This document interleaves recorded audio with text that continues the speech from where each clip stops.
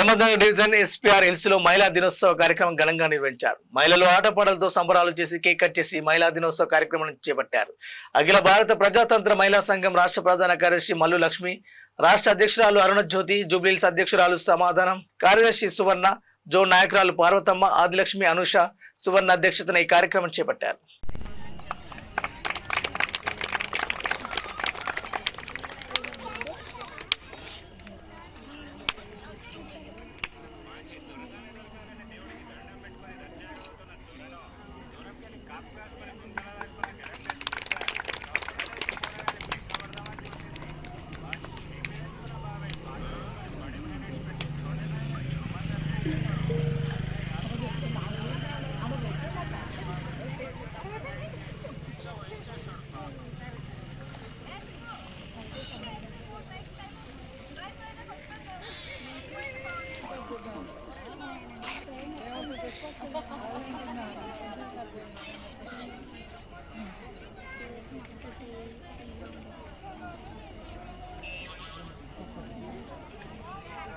నాణ్యమైన విద్యను అందిస్తున్నారు.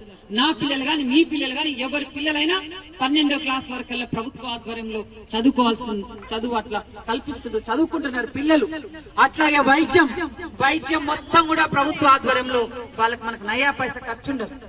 కేరళలో నయా పైసా లేకుండా వైద్యం అందిస్తున్నారు. ప్రతి ఊర్లో ఆసుపత్రులు, ప్రతి ఊర్లో డాక్టర్లు, ప్రతి ఊర్లో నర్సులు, ప్రతి ఊర్లో ఆసుపత్రులు ఉండే వేతనం కల్పించాలంటే సుప్రీంకోర్టు 26,000 వేతనం ఇవ్వాలన్నది, అది అమలు చేయట్లేదు. ఎందుకు ఇవన్నీ మన సమస్యలు ఎందుకు పరిష్కరిస్తలేరు ఈ ప్రభుత్వాలు? ఎన్నికలప్పుడు డబ్బులు ఇచ్చి ఓట్లేసి కొనుక్కుంటారు కాబట్టి మన పోరాట పటిమ తగ్గిపోతుంది.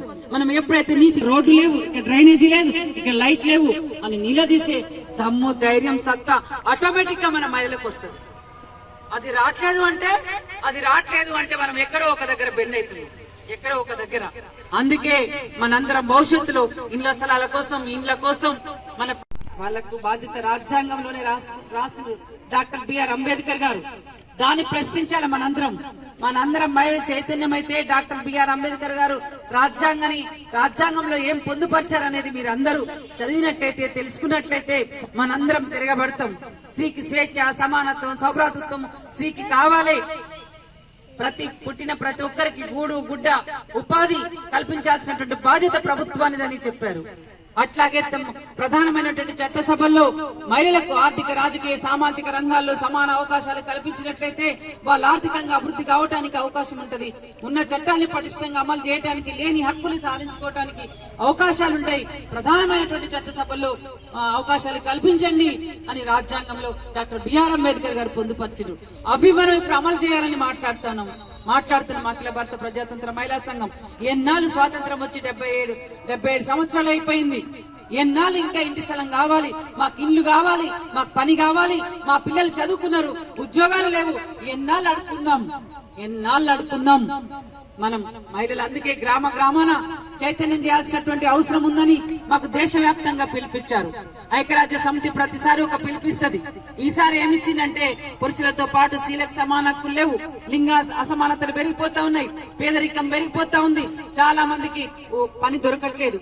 ముఖ్యంగా మహిళలకు పని దొరకట్లేదు. పని దొరికినా గానీ వాళ్ళకు కనీస వేతనాలు లేవు. ఇవాళ ఆశా వర్కర్లు కావచ్చు, అంగన్వాడీ వర్కర్స్ కావచ్చు, వాళ్ళందరూ స్కీమ్ వర్కర్స్. దాదాపు 63 రకాల స్కీమ్ వర్కర్స్ లో పనిచేస్తున్నారు మహిళలు. అంగన్వాడీ, ఆశా వర్కర్స్, మధ్యాహ్నం భోజన కార్మికులు కావచ్చు, 104 లో పనిచేసేటటువంటి మహిళలు కావచ్చు, 108